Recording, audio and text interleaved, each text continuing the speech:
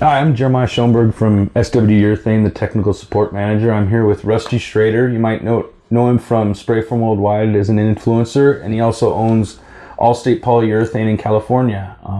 We're here to get some background on Rusty and his motivation to work and be in the industry. How long have you been in the industry, Rusty? I've been in the industry about 22 years now. 22 years? Yeah. I started as a laborer, helper, hose tender.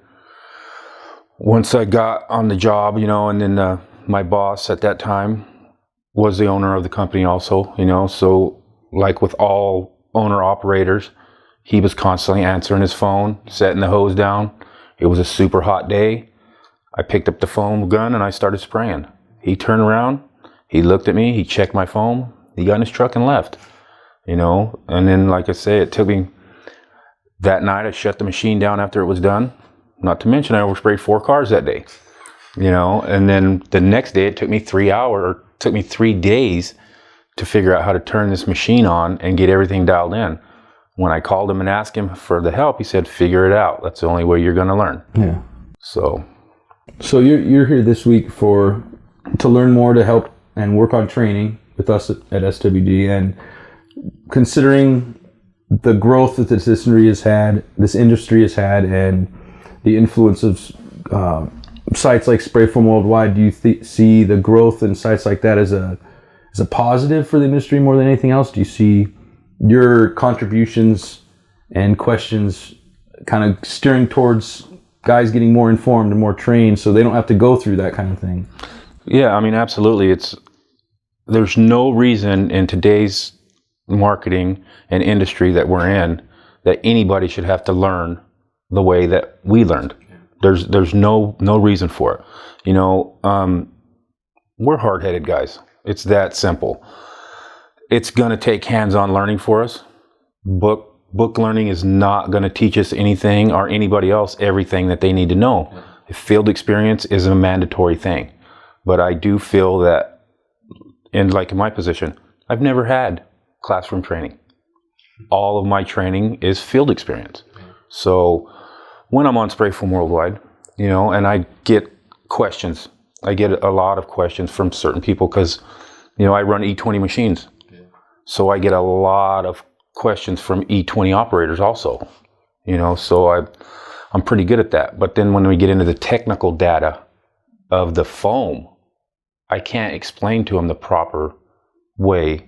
I can explain to them how I do it, and I follow my guidelines, but I need the knowledge, as in most people out there need the knowledge of what happens if you do this wrong before they do it wrong. Before they make the mistake. Right. So we growing up in the industry, we had to learn the hard way. And with sites like Sprayfoam Worldwide, it gives newer sprayers an avenue to get information and help that they need. How do you find yourself being as involved with Sprayfoam Worldwide and helping the guys like you do? How did you find yourself in that position to become, I guess, like I said, an influencer with those guys to where they come to you for the assistance? It was weird. The way I found Sprayfoam Worldwide was I had an issue one day and I was searching online, and it came up, and I submitted for it and they accepted me, luckily, because that's a great avenue for any beginner sprayer, or even somebody that's seasoned. It's a great avenue for anybody, because everybody has problems and there's always somebody on there that can help. Yeah. Me, myself, I don't consider myself an influencer of anything, but what I do like, my sole purpose of all my posts or anything that I can do to help somebody on there is just for that fact. I want to help. I like to help. Yeah. I like to solve problems. That's what drives me to try to help and excuse me, and do anything I can on that page, not to mention the fact of everything that they do for everybody. That page goes above and beyond for any spray foamer that needs help. There's 7,600 of us on that page. If you can't get help from one person on there, then you shouldn't be spraying. So hopefully that's guys, because I think that's the hardest thing in our industry is getting guys to reach out and ask the question. And that site gives them that anonymity to be able to reach out and find guys that can help them without coming out and saying they need help, which I think is a positive thing. Because if some guys just don't want to ask, their ego won't let them at some time, right? That's true. You know, and there's a big difference of asking a fellow sprayer a question in a private message or something like that versus posting it out there and trying not to be embarrassed because you're supposed to be a seasoned sprayer. Yeah. I've been spraying for 20 plus years. I'm on that site constantly trying to get help. Yeah. You know, the only dumb question is when you don't ask. So. Yeah, exactly. If you don't ask, you don't get an answer, and then you're going to make a mistake. That's right? true. So. And you'll get 500 different answers on there. You know, you just at the point of you have to weed out the guys that are there just trying to boast, and then you have to weed out and get into the guys that actually want to help you. So. I think there's a higher percentage that want to help. There's a lot higher percentage of help on that site than there is of, you know, just showboaters. Yeah. So. And you can pick out those guys pretty easily to where you can know who's going to help you and who's going to not help or hinder your progress. That's the truth. You know, there's quite a few of them on there that I was lucky enough to meet at SPFA this year, you know, and every single one of them lived up to my expectations of them, you know. So, once again, that site, it's done nothing but help this industry grow, in my opinion. Yeah, definitely. In a good way. Yeah, in a great way. To where people realize that you need to ask for help if you need it, not go and make the mistake. So you learn that way. Like, unfortunately, some of us had to in the past, but to ask the question to where you get the answer before you make the mistake. Yeah, I mean, and you know just as well as I do, Jeremiah, that you're going to be pulling that trigger. You're going to be in there for 7, 8 hours, 10, 12 hours some days, you know. And when you get that one thing that you can't figure out why it won't stop happening, and then every single person, I don't care who it is, you get that frustration behind you. The number one thing you got to do, back up, go get your drink of water, wash your face, and 99% of the time it's going to click in your head. And if it doesn't click in your head, then you always have that avenue. You know, step back and take a breath and try and figure it out, right? Yeah, because frustration is your worst enemy in this field. Late. Yeah, it's over. Once you get frustrated, it's over. You may as well burn the machine down. So, I mean, that's just my opinion as I guess you could say, a seasoned field sprayer. Yeah. So it's a good opinion. I agree with it because it is true. If you get frustrated, it's too late. You're not going to figure it out. Yeah, I mean, another set of eyes, you need to step back, right? You know, personally, I'll call you at 1 o'clock in the morning if I have to. You know, and that's a big deal of why I'm where I am, because I don't get an answer machine. I get an answer on my phone. Much to my wife's dismay, right? Right, and to my wife's dismay also. You know, but that's a whole different avenue. You know, but I find it, I don't know, comforting. Yeah. I guess is a word that I could use for it, you know, knowing that if there's an issue, I got an answer somewhere. Yeah. Okay. For newer guys to the industry and newer guys to using sites like Sprayfoam Worldwide, how do you find is the best way to maximize the value of that site without getting bogged down with the boasting and everything else, as you put it, Rusty? Well, I mean, honestly, when I get up in the morning, I brush my teeth, I take my vitamins, I look at Sprayfoam Worldwide. I scan through it. I mean, it's a book of knowledge is exactly what it is.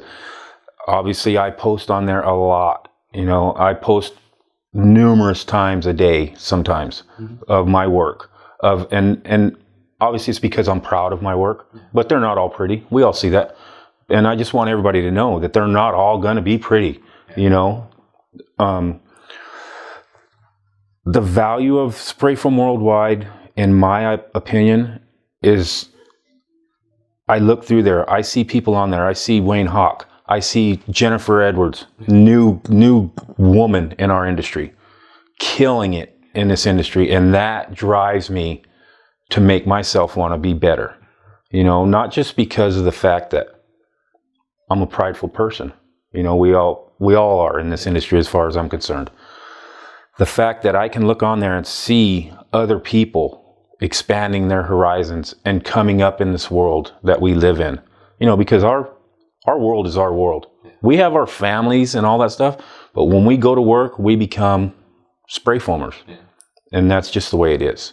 So, like I say, I scan through there. I read anything Wendell Gossett has to say, I read it. Anything you have to say, I read it. Anything Allison has to say, I'm reading it.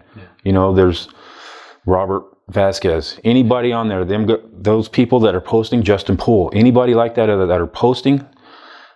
Justin posts some of the most beautiful work I've ever seen in my life, but he doesn't post it and boast.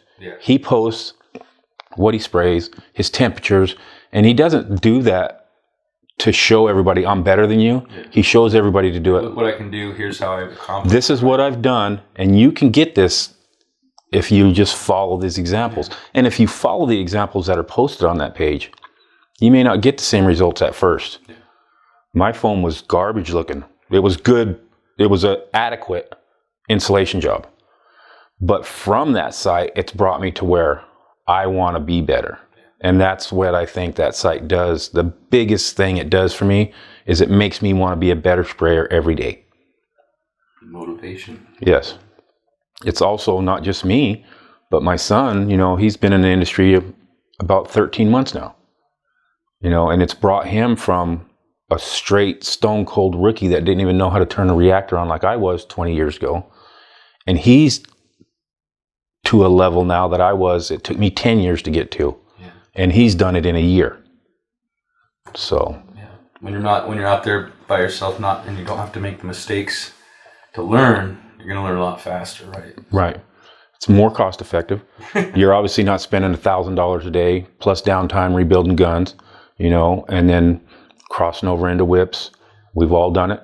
It happens, you know, but the Spray Foam Worldwide gives you the tips to look for before it happens versus we learned.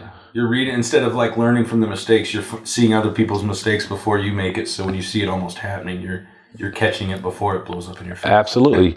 You get up in the morning, you look on that page, you see somebody that's had a crossover, you know, and crossover being all the way into the whip. I seen Cole Fletcher with one the other day. Okay, he's one of the most experienced guys on that page. I'm sure he didn't do it, but he was on the job when it happened, you know. And it takes a perfect storm, I guess you could say, for that to happen. You got an iso crystal or something like that, which I learned from Cole. You know, you got something that's clogging that side and allowing the other side to come through and pressure, take over pressure and push into the other side. A seasoned sprayer knows not to pull that trigger again.